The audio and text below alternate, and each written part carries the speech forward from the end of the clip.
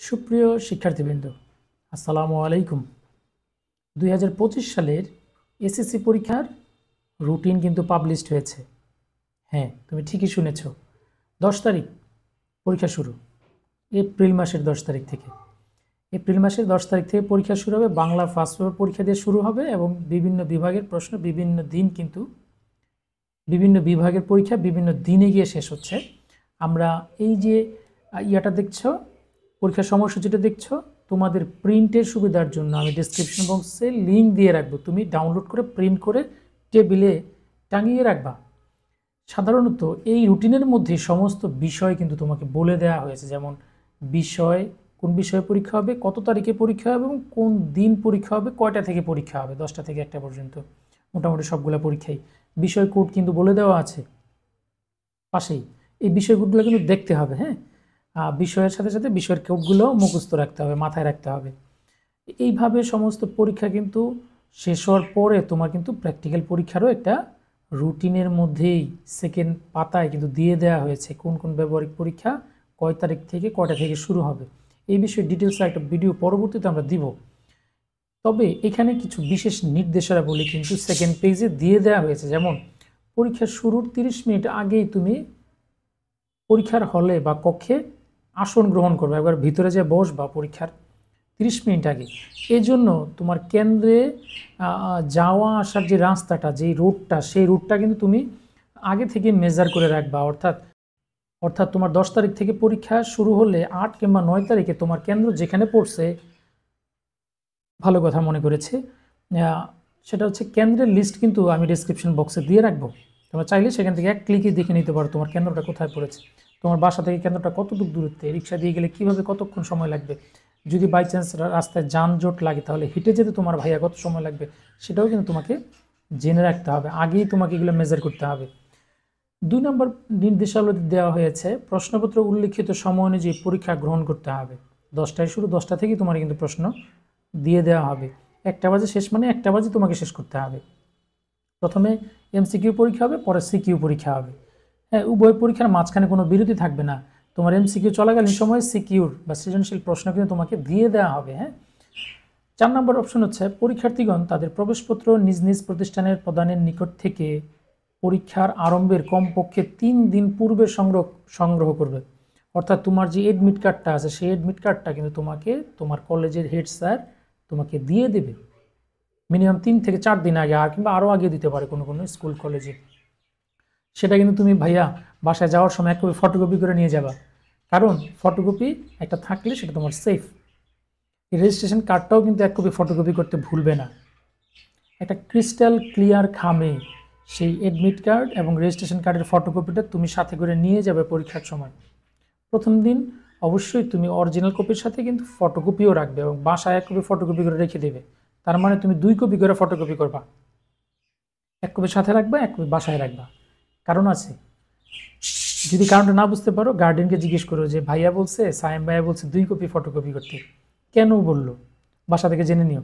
ওকে, 5 নম্বর point হচ্ছে, শারীরিক শিক্ষা, স্বাস্থ্য শিক্ষা ও খেলাধুলা এবং কেরিয়ার শিক্ষা বিষয়সমূহ এনসিটিভির নির্দেশনা অনুসারে ধারাবাহিক মূল্যায়নের মাধ্যমে প্রাপ্ত নম্বর শিক্ষা প্রতিষ্ঠানসমূহ সংশ্লিষ্ট কেন্দ্রকে সরবরাহ করবে। সংশ্লিষ্ট কেন্দ্র ব্যবহারিক পরীক্ষার নম্বরের সাথে ধারাবাহিক মূল্যায়নে প্রাপ্ত নম্বর বোর্ডের ওয়েবসাইটে অনলাইনে প্রেরণ করবে। সেটা হচ্ছে ভাইয়া তোমার প্রতিষ্ঠানের বিষয়। 6 নম্বর পয়েন্ট হচ্ছে, তার নিজ নিজ উত্তরপত্রে পরীক্ষার্থীগণ ওএমআর ফর্মে তার পরীক্ষার রোল নাম্বার, রেজিস্ট্রেশন নাম্বার, বিষয় কোড ইত্যাদি যথাযথভাবে লিখে বৃত্ত ভরাট করবে।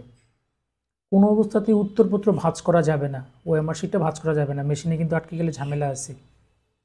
এখন কথা হচ্ছে, roll number, registration number fill up করার সময় অবশ্যই বল পয়েন্ট কলম দিয়ে তুমি কিন্তু ফিল আপ করবা এবং বৃত্তটার বাইরে তুমি দাগ দিবা না, একটু সেন্সিটিভ, তোমাকে কিন্তু এর জন্য পর্যাপ্ত সময় দেওয়া হবে। 7 নম্বর পয়েন্ট হচ্ছে, পরীক্ষার্থীকে সৃজনশীল বা রচনামূলক সিকিউ যে পার্টটা আছে, লিখিত পার্টটা, তত্ত্বীয় অংশ, বহু নির্বাচনী ও ব্যবহারিক অংশে পৃথকভাবে পাশ করতে হবে। যে সিকিউ এমসিকিউ মিলে পাস তা না, কিন্তু এবার কিন্তু একেবারেই অন্যান্য বছরের মতো না, কিন্তু একটু ডিফারেন্ট। হ্যাঁ, সুতরাং প্রত্যেকটা বিষয়ের প্রত্যেকটা পার্টে আলাদা আলাদা পাস করতে হবে। যে সমস্ত বিষয় ব্যবহারিক আছে ব্যবহারিক সহ পাস করতে হবে, আর যে সমস্ত বিষয় ব্যবহারিক নাই সেই সমস্ত বিষয় তো তথ্য আর এমসিকিউ অংশ থাকবে, সেখানে আলাদা আলাদা পাশ করতে হবে।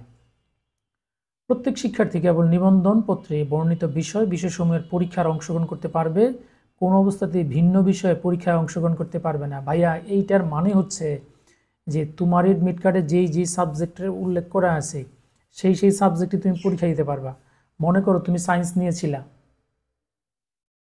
আবার এটা চেঞ্জ করে তুমি অন্য একটা সাবজেক্ট নিয়েছো বা বিভাগ পরিবর্তন করে ফেলেছো।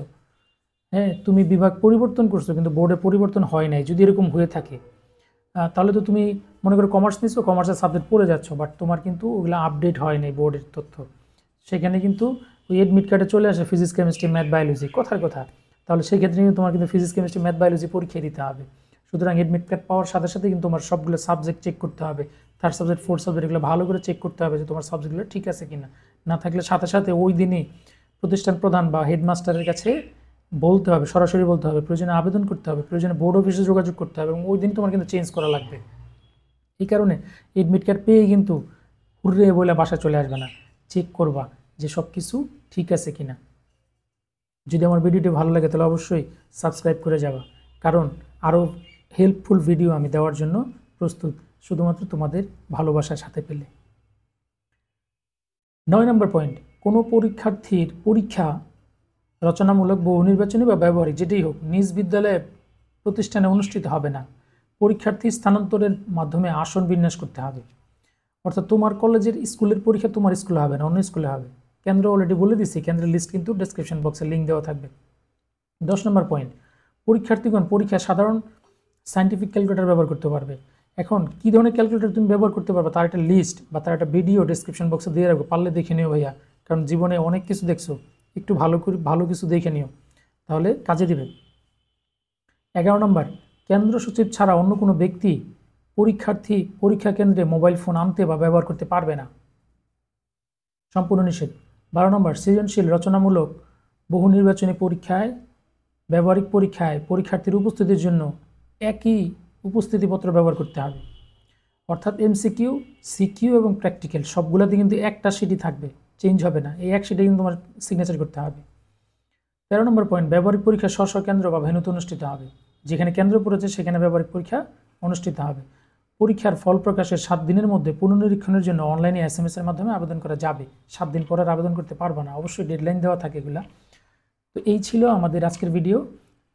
যদি ভিডিওটা ভালো লাগে থাকে অবশ্যই সাবস্ক্রাইব করে বেল আইকনটি ক্লিক করে রাখবে, সবার আগে নোটিফিকেশন পৌঁছানোর জন্য তোমার বেল আইকনের অল বাটনটি ক্লিক করে রাখবে।